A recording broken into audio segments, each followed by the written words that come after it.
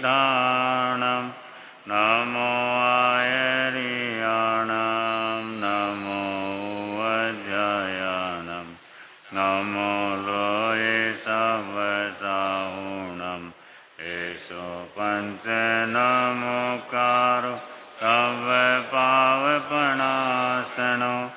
मंगलानं च सर्वेषां परमं वै मंगलम् मंगलानं च सर्वेषां परमं वै मंगलम् नमो मंगलमुखिताम्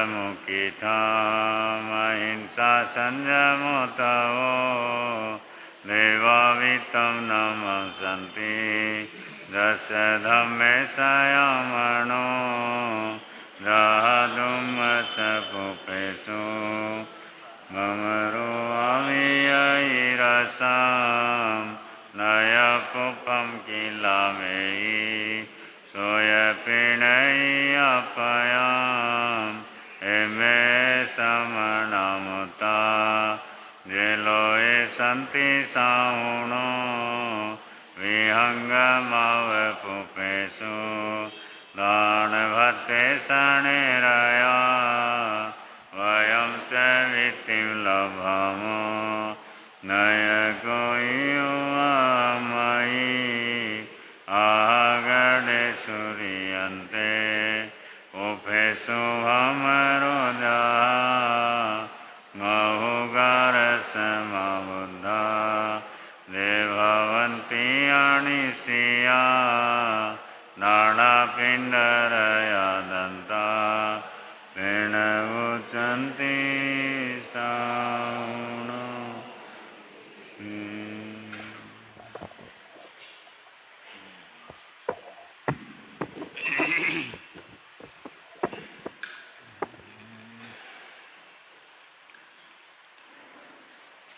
शासनेश प्रभु परमात्मा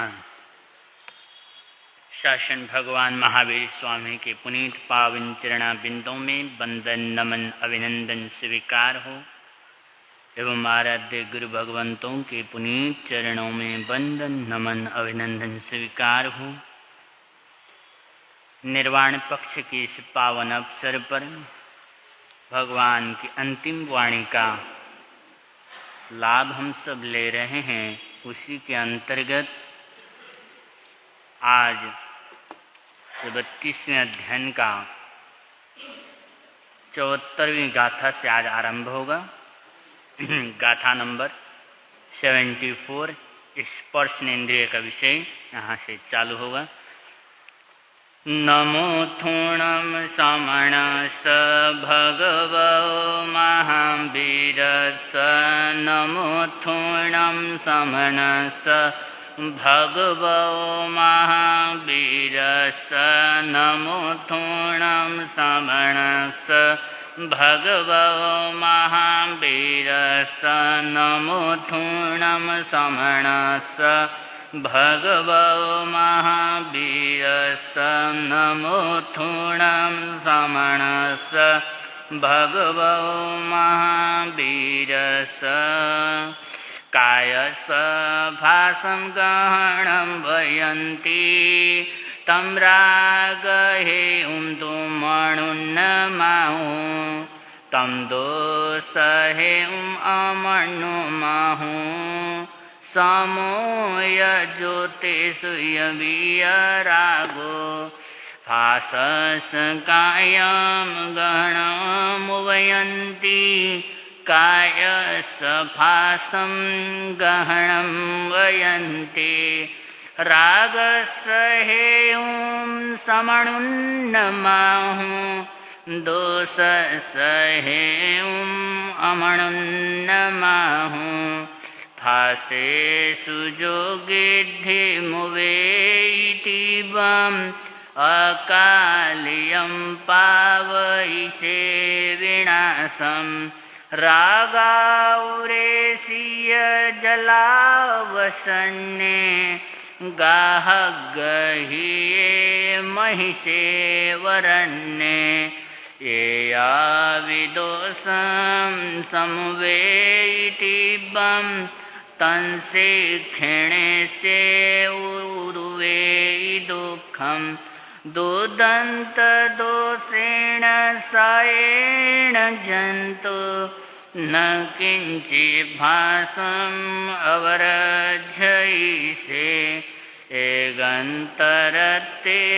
एगंतरतेरुइंसि भासे अतालिसे से कुणैपौसम् दुःखस्य सम्पीलमुवे बाले न लिप्यतेन मुने विरागो फासाणुगासाणुगएव जीवे चराचरे हिंसयणे गरुवे चित्ते हि ते परितावे बाले पीले अतठ गुरु किलिठे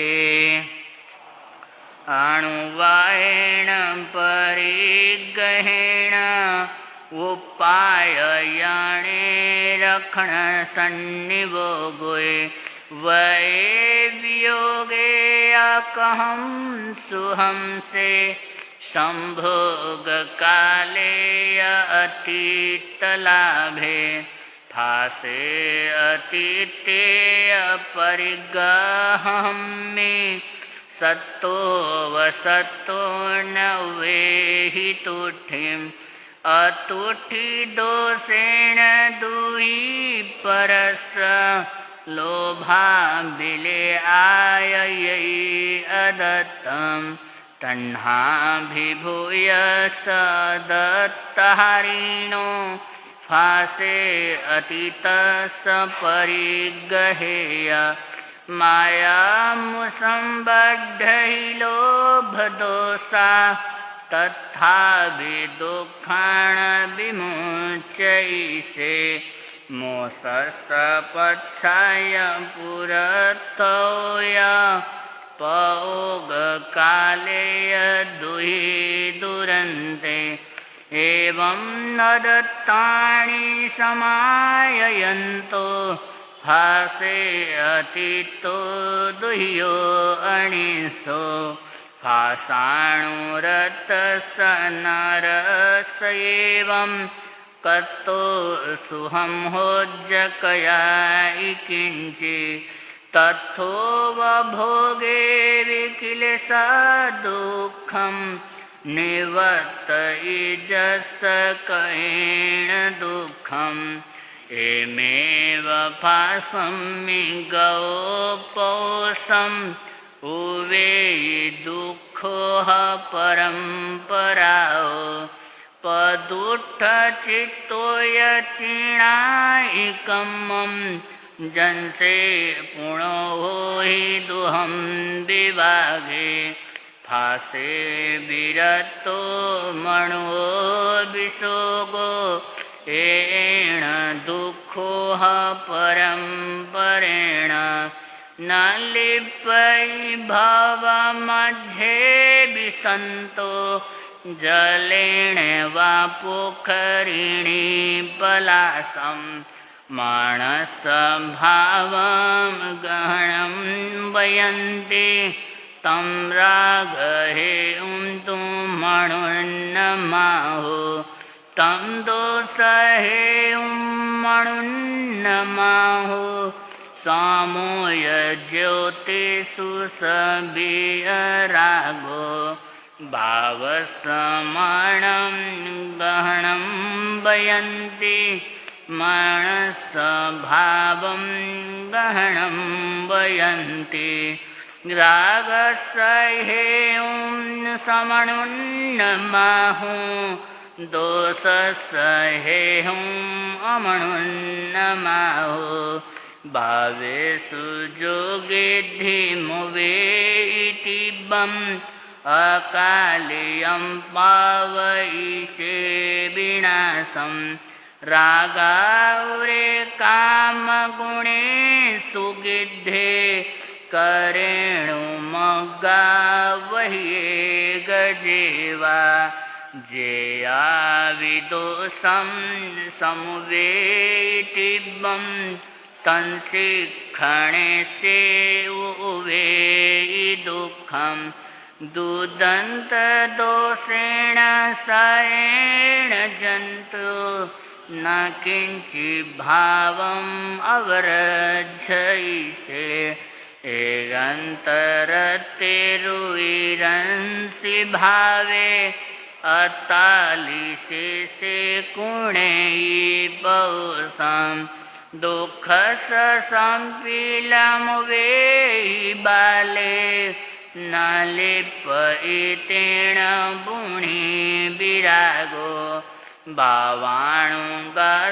भावाणुगासाणुगये अजीवे चराचरे हिंसयणे गरुवे चित्ते ते परितावे बाले पीले अतठ गुरु किलिठे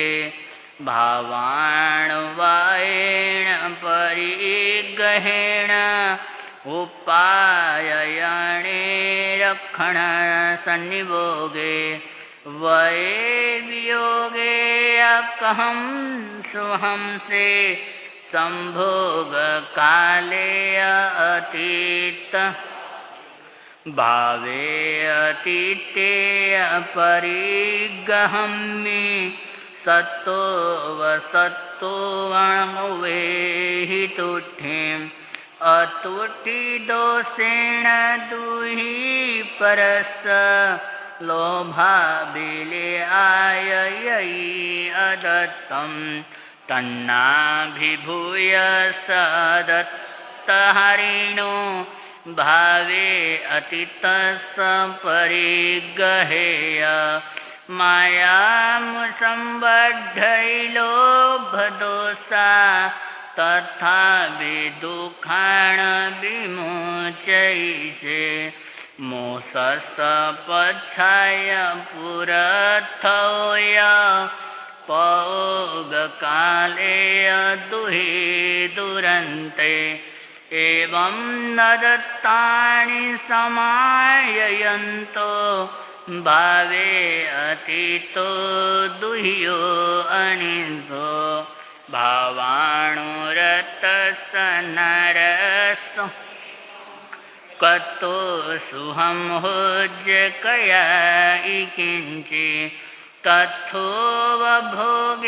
विक्लेश दुःखं निवर्त इजस्सकेण दुःखम् एमेवं भवमि गौपौषं हुवेहि दुःखोह परम्पराओ पदुत्थितो यचिणायिकम्मं जंसे पुणो हि दुहं विभागे भावे विरतो मणो विशोगो एण दुःखोह परम्परेण न लिप्यै भवमध्ये विसन्तो जलेन वपोखरिणे पलासम् एविन्द्रियथाय मनसथा दुःखसहेयं मनुयस्रागिणो ते चेवथोवं विकयायि दुःखं न विरागसकरेन्ति किञ्चित् न कामभोगा समयमुवेन्ति न या विभोगा विगयमुवेन्ति जे तप ओषिय परिगह्य सोते सुमोहा विगहिं ओवे कोहं च मानं च तहेव मायं लोभं दुगुच्छम् अरयिं रयिं च हासं भयं सोगपुमिथ्यवेयं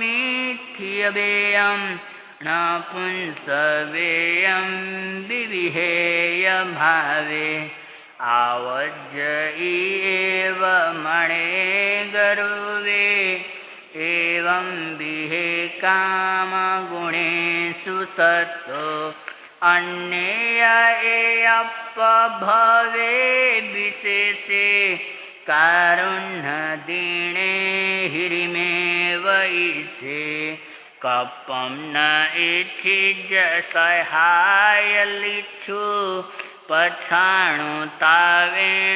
तवपभावम् एवं वियारे अमियापयारे आवज्य इन्द्रियचोरवस्ये तौसि जायन्ति पौयणायं निमिज्जियुं मोहमहन्नवं मे सुहेशिनो दुःखविणो यणट्ठा तपच्चयम् उज्जमये रागी विरज्यमाणस्य सद्दा इया तावयपगारा न तत्सवे विमणुन्नयं वा निवर्तयन्ति अमृन्नयं वा एवं ससङ्कप्प विकल्पणासुं सञ्जयिषमयमुवठियस्स अथेय संकप्पो यतोऽसि पहीय कामगुणेषु तन्ना सवीयरागो कयसबकिच्चो खवीनानावरणं खणेन तहेव जं दंसनमावरेयि जं चन्तरायं पकरेयिकं सर्वं तौ जानयि पाशय्य अमोहणे होहि अणासवे झाण समाहि जुते आउखये मोक्षमुवे शुद्धे सुतस्य सबस्य दुःसस्य मुक्कु जम्बाह ईशयं जन्तुमेयं देहामयं विप्पमुक्कोपसत्थो तो हि अचंत सुहि कयठो आणाय कालप भवसेसो सर्वस्य दुःखसपमोक्षमगो वियाह्योजं समवीच्य सत्ता कामेण अचंत सुहि भवन्ति टीवी परमाधिष्ठान में यह 32वां अध्ययन यहाँ पर समाप्त होता है। 33वां अध्ययन है कम्मप्प यदि 33 अध्ययनम कर्म प्रकृति नामक यह अध्ययन है। अट्ठकम्मायं बोच्छामि अणुपुभिं जह कम्मं जेहिं बुद्धो अयं जीवो संसारे परिवर्तयिणानसावरणिजं दंसणावरणं तः वेणिजं तः मोहम् औकम्मं तहेवय नानकम्मं च गोयं च अन्तरायं तहेवय एवमेयायं कम्मायम् अट्ठेवौ समासो नानावरणं पञ्चविहं सोऽहम् अभिनिबोहिहम् अओहिणानं च तय्यं मणनानं च केवलं निद्दातहेव पयला निद्दा पयलपयलाय तत्तो यथिणगिद्धियो पञ्चमाहुयिनाय वा चक्षुमचक्षु ओहि सदंसणे केवलेय आवरणे एवं तु नव विगप्पं नायवं दंसणाभरणं वेयणीयं प्रियदो विहं सायमसायं चाह्यं सायस्सु बहुभेया एमेव असायस्यवि मोहनिजम्पि दुविहं दंसणे चरणे ताः दंसणेति विहं बुत्तं चरणे दुविहं भवे समत्तं चेवमिच्छन्तं सम्मामिच्छत्तमेव यावतिन्निं पयडियो मोहनिजस्स दंसणे चरितमोहनं कम्मं दुविहं तु व्याह्यं कषायमोहनिजं तु ण्यो कषायं तहेवय सोलसविहं भेणं कम्मं सुकषायजं सत्तविहं नवविहं वा कम्मं च नो कषायजं निरयतिरिखां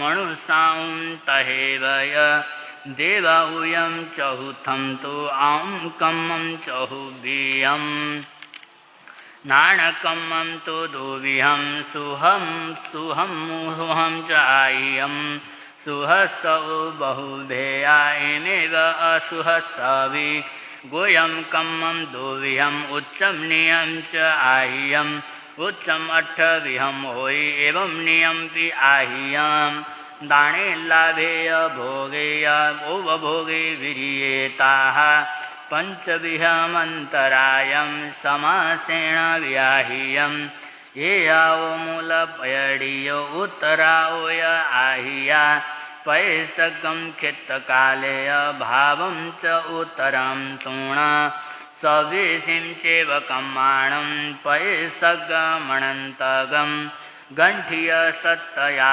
इयम् अंतो सिद्धाण आह्यं सब जीवाण कम्मं तु संगहे छति सागह्यं सवेषु विपयसेषु सबं सवेण बद्धगम् उदहि सरिसनामाणं तिसै कोडि कोडियो हुकुशियाठिः होइ अंतो मुहूर्तं जहन्निया आवरणिज्ञानं दुहंपि वेणिज्ये तहेवय अंतराय कम्मं मेठीयेषा व्याह्या उदहि सरिसनामाण सत्तरिं कोडि कोडियो मोहनिजस हुकुसा अंतमुहूर्तं जहन्निया कित्तिस सागरो वमा उकुसेण व्याह्या ठियु आउ कम्मस अंतमुहूर्तं जहन्निया उदहि सरिसनामाणं विषयी कोडि कोडियो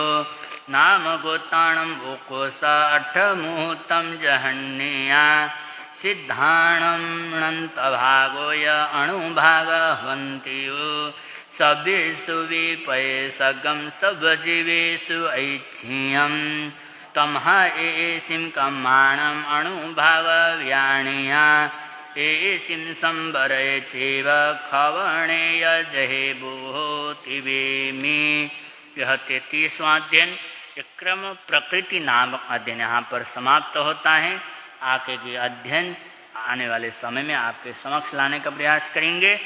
श्री आगमेति विहे पणते तंजः सुत्तागम्य अर्थागम्य तदुभयगम्य श्री ज्ञान के विषय में जो तीचा लगा हो तो म्यालों जम वैद्यम बच्चा मिले मिणक्षरम अच्छक्षरम पैणम विनयनम जोगणम घोषणम सुतुनम ऋतुपरीक्ष्यम अकाले कौसज्जा अकाले न कौसज्जा सज्जाय सज्जायम सज्जाय न सज्जायम भणता गुणता विचारता ज्ञान और ज्ञानवंत पुरुषों की कोई अभिन्यास न किया तो बारंबार तत्समीक्षामि।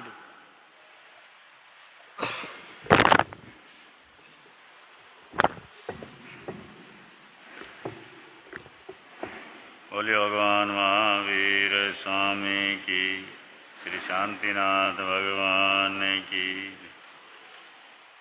नमस्कार तुमको गुरुदेव प्यारे, नमस्कार तुमको गुरुदेव प्यारे, नमस्कार तुमको शासन सितारे, नमस्कार तुमको शासन सितारे, नमस्कार तुमको तपोधन हमारे, नमस्कार तुमको तप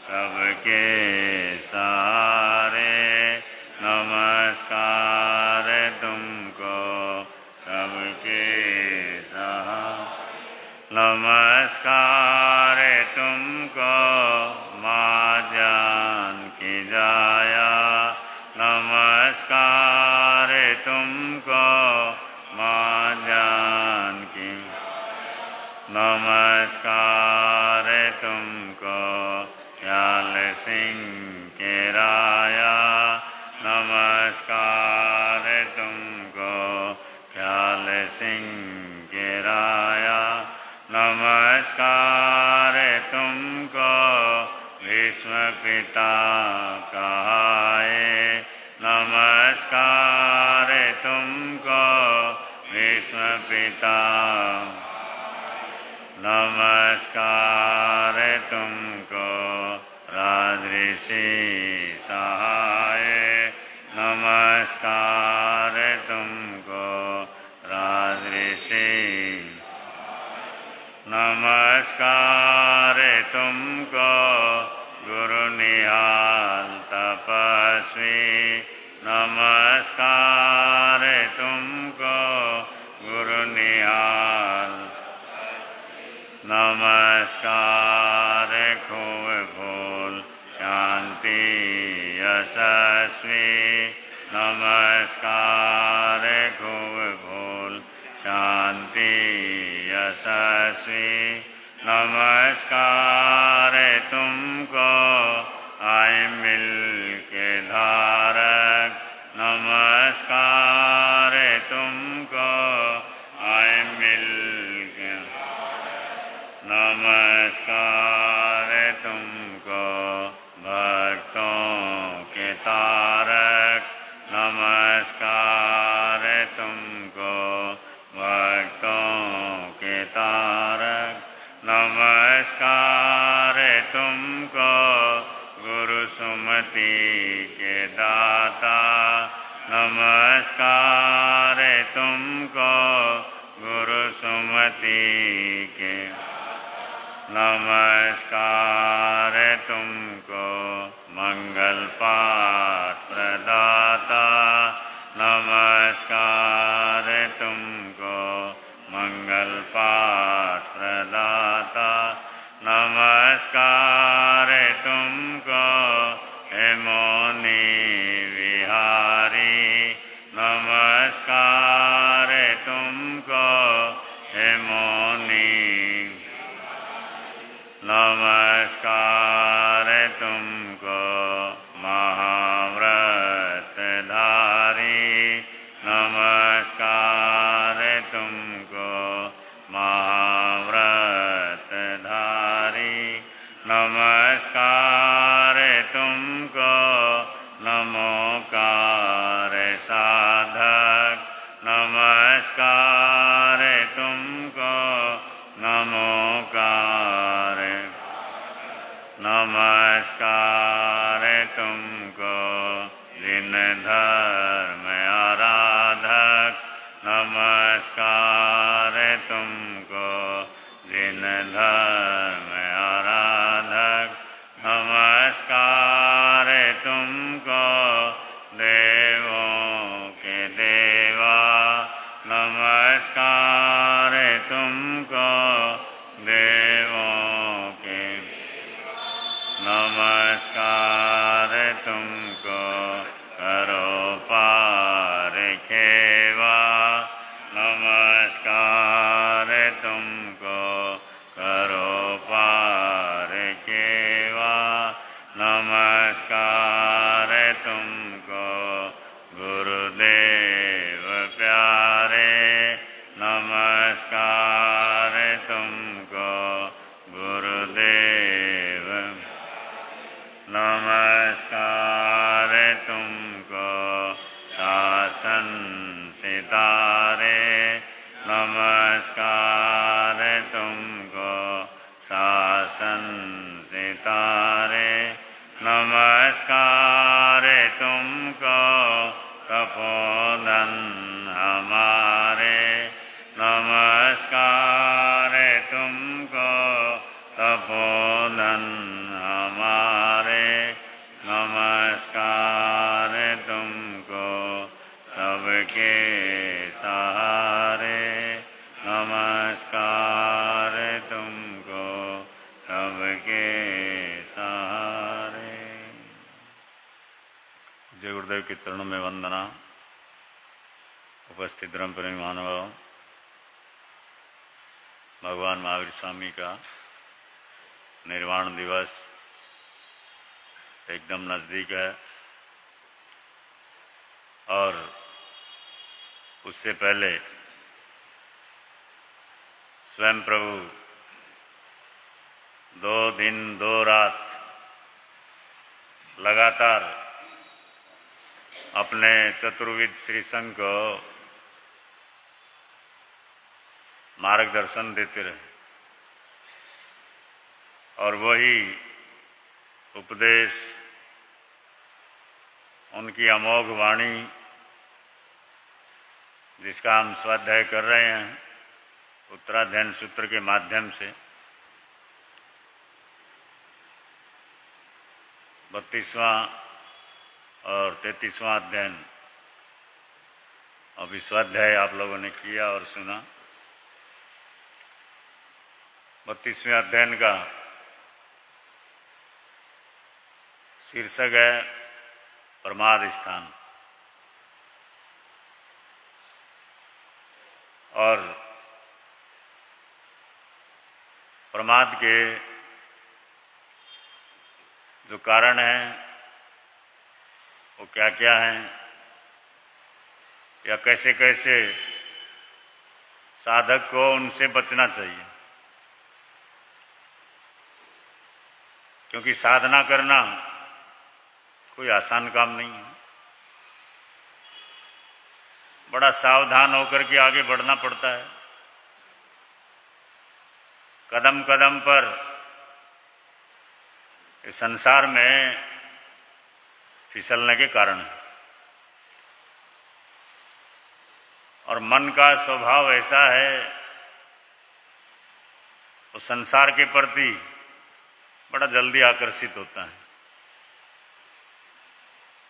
इंद्रियों को माध्यम बना करके संसार की ओर आकर्षित करता रहता है। तो वो क्या क्या कारण हैं और किन किन से किस प्रकार साधक को बचना चाहिए, वो सारा विवेचन इस 32वें अध्ययन में प्रभु ने फरमाया है। और मुख्य रूप से प्रमाद के 5 भेद बताए हैं। वैसे तो अनेक भेद आते हैं अनेक तरह से, लेकिन मुख्य रूप से जो 5 भेद बताए हैं, मद्य, विषय, कसाय, निद्रा या निंदा और विकथा। क्योंकि प्रमाद का मतलब गफलत, अविवेक या अजागृति, ये सब प्रमाद ही, असावधानी। तो उसके 5 जो मुख्य भेद बताए, मद्य, विषय, कसाय, निद्रा या निद्रा दोनों आते हैं, और विकथा। मद्य का मतलब अहंकार, मद, अहम भाव। और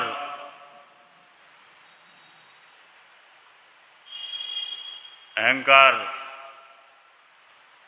आदमी करता है, लेकिन मूल रूप से होता क्या है? एक समय ऐसा आता है जब उसको स्वयं भी पता चल जाता है कि मैं किस चीज का अहंकार कर रहा था, लेकिन जब वो एहसास होता है तब तक तो सब कुछ जा चुका होता है, बीत चुका होता है, नुकसान हो चुका होता है। और विषय का मतलब इच्छा। 5 इंद्रियों के बताए ना, 23 विषय, 240 विकार। आंखों को जो अनुकूल लगे उसको देखने की इच्छा होना, वो भी विषय है। या कान के प्रति श्रुतेंद्रिय को जो राग द्वेष से जोड़ें तो वो भी उसका विषय है। इसी तरह घ्राणेन्द्रिय का सुगंध आए तो हम बड़ा खुश हो जाते हैं और दुर्गंध आए तो परेशान हो जाते हैं। रसना इंद्रिय, जिसका दूसरा नाम जीवा भी है, जीव, और रसना इंद्रिय का तो डबल रोल है, डबल रोल है ना, एक तो स्वाद और दूसरा जुबान। अब जितने भी आज ये फास्ट फूड या जो भी पैदा हुआ है, ये सब किसका विषय है? रसना इंद्रिय का खेल है सारा। कि आदमी स्वाद के लिए क्या क्या नए नए आइटम इजाद करता रहता है, और स्वाद भी बोलते हैं जीवा का जो अगला हिस्सा है सिर्फ वहीं तक होता है, गले से नीचे उतर गया फिर कोई मतलब नहीं, कड़वा है, मीठा है, खट्टा है, तीखा है, सारा का सारा वो जीवा के अग्र भाग तक का खेल है। लेकिन उसी में आदमी कितना उलझा रहता है, स्वाद के लिए कितना कुछ आज चल रहा है। और दूसरा फिर बोलना, वचन, वाणी पर काबू ना हो तो महाभारत खड़ा हो जाता है।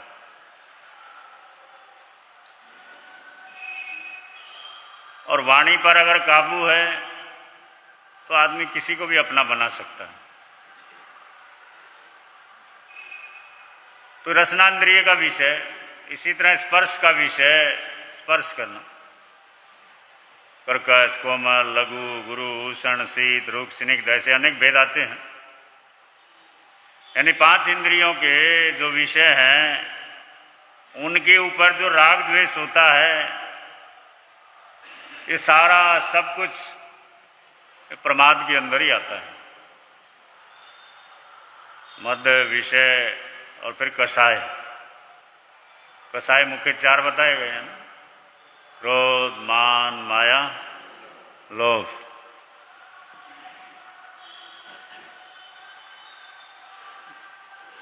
क्रोध है ना, क्रोध आता है किस पर आता है? जिस पे वश चल सके। जिस पे वश नहीं चलता वहां तो आ भी रहा तो अंदर दबा डालते हैं ना। अहम, छल कपट और लोभ, ये सब कषाय के अंतर्गत बतलाया है। और निंदा, एक तो निद्रा शब्द है। निद्रा जो है वो दर्शनावरणीय कर्म का भेद है। निद्रा दर्शनावरणीय कर्म के कारण आती है, उसके भी अनेक भेद है। एक निद्रा होती है, एक निद्रा निद्रा, एक परचला, एक परचला परचला, एक सत्यान गर्धिका। दर्शनावरणीय के 9 भेदों में ये आता है। फिर आगे चक्षु दर्शनावरणीय है, चक्षु दर्शनावरणीय है, अवधि और केवल दर्शनावरणीय। तो 5 निद्रा के जो भेद बताए, एक निद्रा होती है, स्वान निद्रा बोलते ना जिसको, थोड़ी सी आहट होते ही नींद खुल जाती है। थोड़ी सी आवाज हुई, या कईयों का तो कोई बाजू से भी अगर गुजरा तो नींद खुल जाती है। और एक होती निद्रा निद्रा, वो बैठे बैठे आती है ना। बैठे बैठे भी आदमी सोता रहता है, झपकी लेता रहता है। ये सब दर्शनावरणीय क्रम से संबंधित है। और परचला, वो भी नींद का ही एक विषय, यानी आदमी सोता है आराम से, नींद में सोया हुआ है, आवाज दो तो उठेगा, नहीं तो बाजू में क्या हो रहा है उसको कोई अता पता नहीं होता। यानी नींद की थोड़ी गहराई हो जाती है। और पर चला हाँ, चलते हुए भी नींद आना। चल रहा है फिर भी आप सोए कभी चलते चलते? हाँ? सोए हो कभी? चलते हुए भी सोते रहने का होता है ऐसा। बच्चे होते हैं ना, बच्चे को जब आप नींद में उठाते हैं, उंगली पकड़ करके चलो, आप तो चल रहे हैं, उसको पीछे देखो तो वो नींद में ही होता है बच्चा।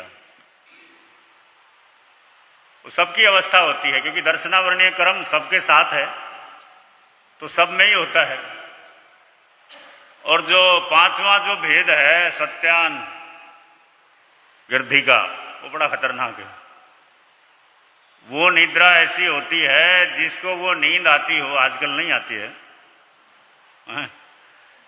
जिसको वो नींद आती हो, कहते उस नींद में व्यक्ति को वासुदेव का आधा बल आ जाता है। वासुदेव का आधा बल आ जाता है, क्योंकि पहले की निद्राओं में तो आदमी चलते चलते सो जाता है, या कई नींद में बड़बड़ाते रहते हैं, बोलते भी रहते हैं। लेकिन ये जो लास्ट निद्रा है, उसमें कहते हैं वासुदेव की आधी शक्ति आ जाती है। अच्छी है निद्रा, इतनी ताकत मिल जाए, हा? वासुदेव की आधी ताकत मिल जाए, त्रिखंडाधिपति से आधी ताकत मिल जाए तो अच्छी चीज है ना। शास्त्रकारों ने कहा अच्छी नहीं है। जिसको वो नींद आती है उसकी गति भी सीधा नरक ही होती है, और कोई गति नहीं होती। और यहां तक उदाहरण देते हैं शास्त्रकार के, कितने मन की जो शिला होती है, पत्थर होता है, वजन होता है, ये आज की भाषा में समझें, और ट्रक पूरा पत्थरों से भरा हो, इतना वजन हो, तो वो नींद जिसको आती हो, वो नींद में आदमी उठता है और वो इतने भारी शिला को उठा देता है और वहां जाकर के अपनी वस्तु छुपा देता है, वापिस उस शिला को वहीं रख देता है और आकर के सो जाता है। लेकिन जगाओ तो उसको कुछ भी याद, इतनी गहन निद्रा होती है। यानी जिसका बहुत भारी दर्शनावरणीय कर्म बंधा हुआ हो, जिसको उत्कृष्ट बोले या श्रेष्ठ, तो क्या बोले, उत्कृष्ट है या निष्कृष्ट है, क्योंकि गति तो खराब ही होती है। तो दर्शनावरणीय के भेद हैं, ये निद्रा के भेद आते हैं। और दूसरा शब्द यहाँ पर बहुत से आचार्यों ने लिया, वो प्रमाद के विषय में निंदा। अब निंदा क्या है वो तो सब जानते ही ना, और उसमें तो बड़ा आनंद आता है ना, रस आता है। 9 रस बताए हैं वैसे, लेकिन निंदा 10वां रस है। बोले अगर किसी की प्रशंसा हो रही हो, किसी की तारीफ हो रही हो, तो शायद हमको नींद आ जाए, है ना, या बोल देंगे अरे जानते हम कैसा है क्या है ना। तो किसी की प्रशंसा सुनते सुनते व्यक्ति को नींद आ सकती है, लेकिन किसी की निंदा हो रही हो तो आती हुई नींद भी, हाँ नींद आ रही हो तो भी सजग हो जाते, रे क्या हुआ था।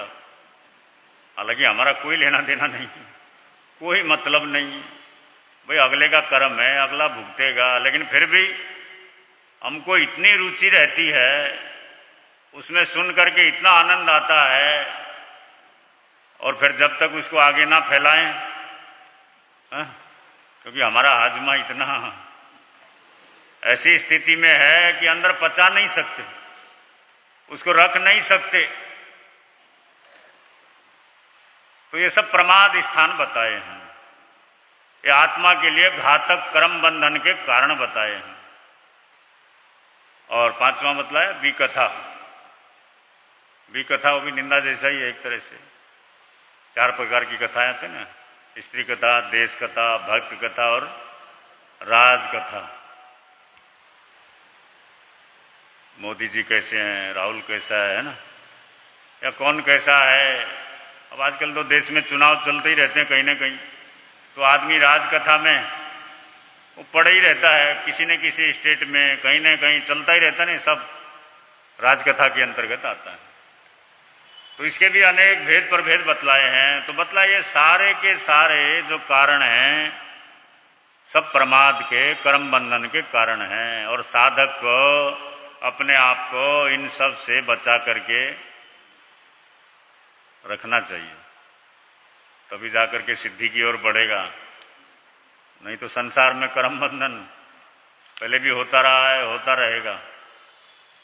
तो ये प्रमाद स्थान के अंदर सारा विवेचन आता है। और अगला जो अध्ययन है जिसका स्वाध्याय आप लोगों ने सुना, 33वां, कर्म प्रकृति। कर्म प्रकृति, क्योंकि हमारे जैन सिद्धांत के अनुसार ये सारा का सारा जो भी खेल है ये सब कर्मों का खेल है। ये सारी दुनिया कर्माधीन है और इस पे बड़ी चर्चा होती है। वैसे बड़ा तत्वों का विषय है, ये दर्शन का विषय भी है, क्योंकि अपनी अपनी सबकी मान्यताएं होती हैं, सबकी धारणाएं होती हैं। लेकिन कोई भी परंपरा हो, कोई भी मान्यता हो, कर्म थ्योरी को कोई भी झुठला नहीं सकता। बेशक कुछ धारणाएं हैं, सृष्टि को परमात्मा ने बनाया। अब आगे पूछो भाई परमात्मा किसी को दुखी, किसी को सुखी क्यों कर रहा है, तो उत्तर एक ही आएगा, वो भी अपने अपने कर्मों के अनुसार फल देता है। तो हमारे भगवंतों ने तो वो 8 कर्मों का विवेचन किया है। वो कर्मों का भी विस्तार से भेद प्रभेद आते हैं, ज्ञानावरणीय, दर्शनावरणीय आदि 8 कर्म किस प्रकार वो संसार में आत्मा को जकड़े रहते हैं और उनका कितना कितना कैसे बंधन होता है, या कितनी कितनी उनकी स्थिति है, कितने जन्मों तक या कितने समय तक, कितने काल तक कौन सा कर्म बंधन, ये सारा का सारा कर्म प्रकृति जो थोकड़ा है या कर्म प्रकृति अध्ययन है, ये सारे भेद प्रभेद सब इसके अंतर्गत आते हैं। और आज जो दिन है धनतेरस है ना, धनतेरस के रूप में मनाते ना आप लोग, सारी दुनिया ही मनाती है। अब तेरस के आगे धन जोड़ दिया है ना। कोई भी सुनता है या बोलता है धनतेरस, शब्द सुनते ही आदमी को लगता है धन बरसने वाली तेरस होगी, है ना। लेकिन तेरस का इस धन से कोई संबंध है? अगर पौराणिक कथाओं के हिसाब से भी देखें तो कहते हैं इस दिन धनवंतरी का जन्म हुआ था।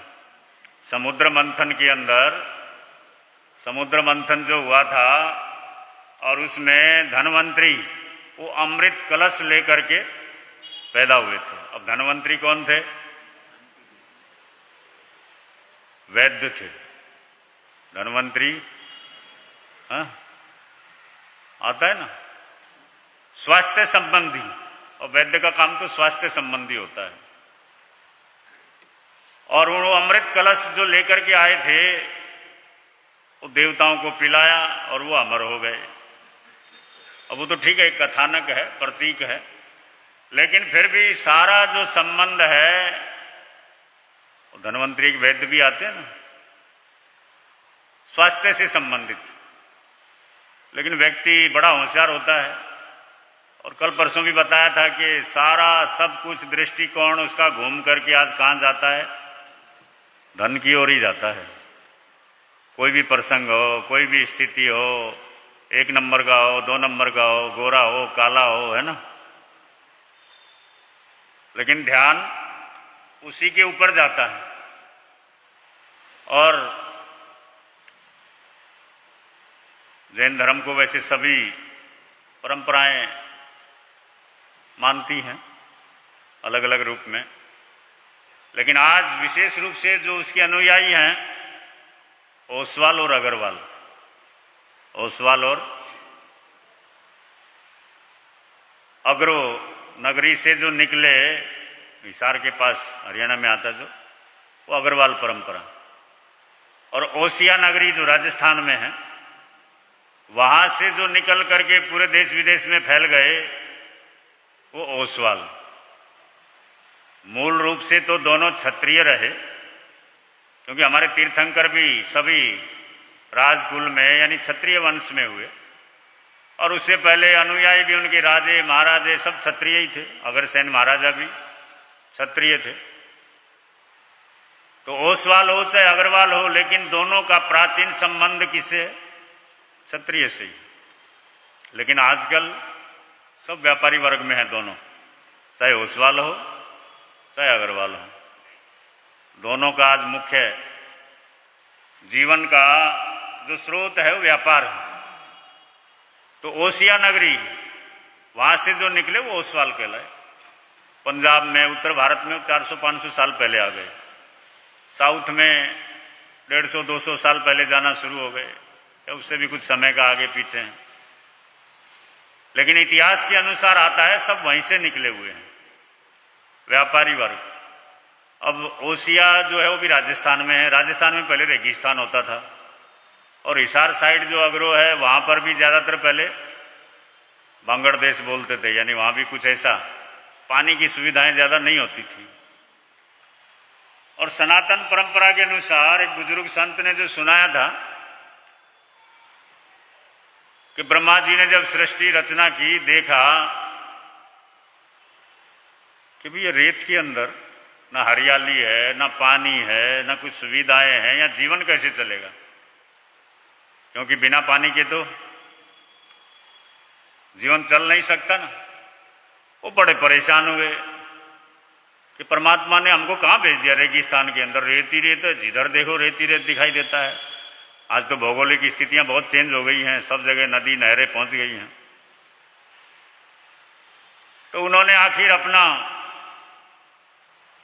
प्रतिनिधि चुने, डेपुटेशन चुना, ब्रह्मा जी के पास भेज दिया। महाराज हमको कहाँ भेज दिया आपने? वहां जिएंगे कैसे? कुछ खाने को नहीं, पीने को नहीं, जिधर देखो रेत ही रेत है, ये क्या है? उनकी बात सुनी ब्रह्मा जी ने। उन्होंने कहा भाई बात तुम्हारी तो ठीक है, लेकिन मैंने तो जो करना था कर दिया, मेरे हाथ में तो जा वो कर दिया। अब तुम विष्णु जी के पास जाओ। और कहते हैं वो सब मिल करके वहां पर पहुंचे, और विष्णु महाराज अपनी आराम मुद्रा में लेटे हुए थे। लक्ष्मी जी उनकी सेवा में वो चरण चंपी कर रही थी, यानी चरणों की सेवा कर रही थी। और जिस समय ये प्रतिनिधि मंडल पहुंचा, उन्होंने कहा भाई किस लिए आए? उन्होंने कहा प्रभु बड़ी समस्या है। उन्होंने कहा क्या समस्या है? उन्होंने कहा हमको ऐसी जगह पैदा किया गया है, वो रेगिस्तान, वो रेत में क्या करेंगे? ना पानी है, ना हरियाली है, ना कोई पेड़ पौधा है, ना कोई सुविधा खाने पीने की है। ऐसी जगह पर जीवन कैसे चलेगा? उससे परेशान है।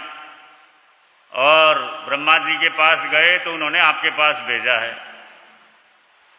अब उन्होंने जिस समय अपनी करुण गाथा रखी, और विष्णु महाराज भी चिंतित हो गए, भाई तुम्हारी बात तो सही है, किया क्या जाए? अब वो बाजू में बैठी हुई थी लक्ष्मी जी। अब लक्ष्मी जी का तो स्वभाव होता है ना, बिना बोले रह नहीं सकती। क्या है? स्वभाव होता है। उनकी बात सुनी तो लक्ष्मी जी को भी दया आ गई। उन्हें कहा रे तुम्हारी समस्या तो सही है। लक्ष्मी जी ने कहा तुम क्यों चिंता करते हो, मैं तुमको आशीर्वाद दे देती हूँ, वरदान देती हूँ, जहां तुम रहोगे मैं तुम्हारे साथ रहूंगी। इतना वरदान मिलना था। वो डेपुटेशन तो खड़ा हुआ, भगवान को हाथ जोड़े, भगवान अब कुछ नहीं चाहिए, ना पानी चाहिए, ना पेड़ पौधे चाहिए, ना हरियाली चाहिए। क्या मिल गया?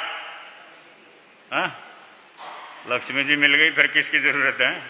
अब लक्ष्मी जी का आशीर्वाद मिल गया। सारे उनका प्रभु बस अब कुछ नहीं चाहिए, सारा समाधान हो गया, चलते हैं। और आज देश के किसी भी कोने में मारवाड़ी फैला हुआ है या अग्रवाल फैले हुए हैं, तो जहां पर भी जाते हैं कुछ ही समय के अंदर अपना,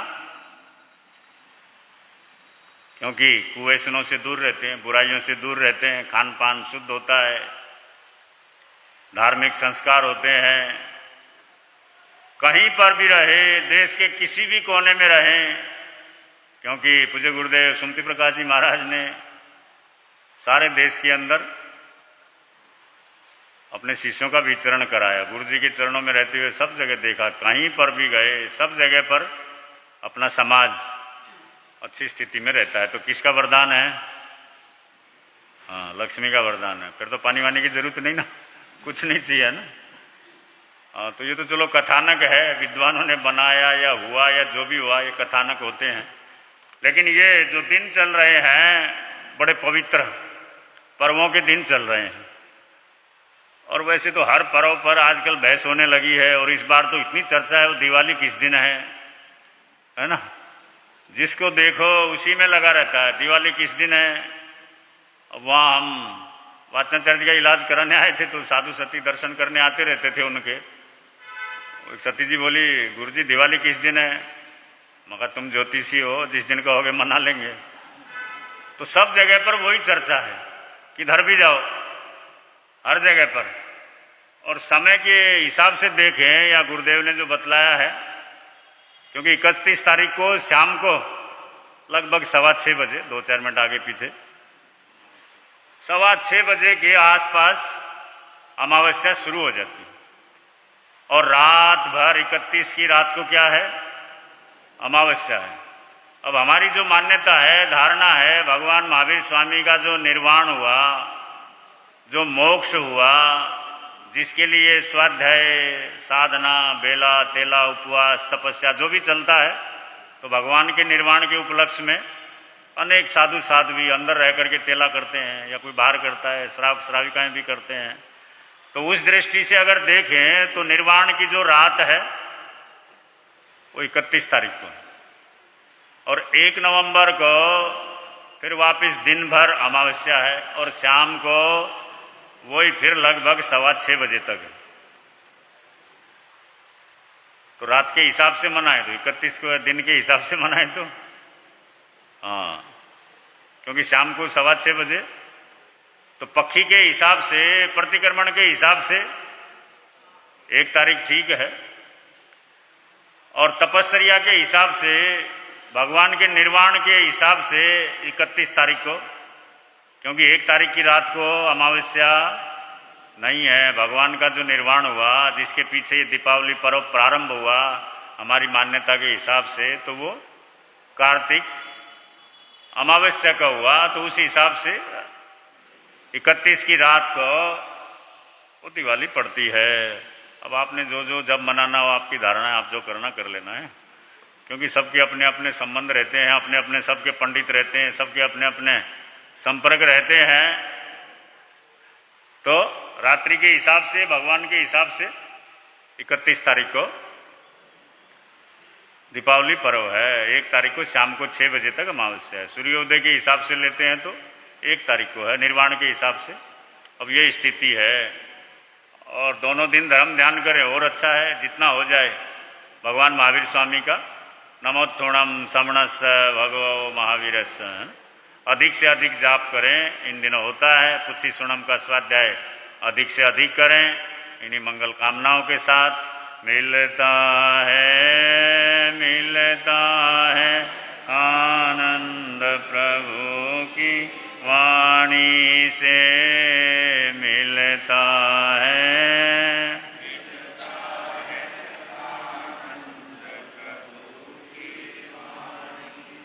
प्रवर्तक शांति गुरुवर प्यारे, प्रवर्तक शांति गुरुवर, जीवन नैया के रखवारे, जीवन नैया के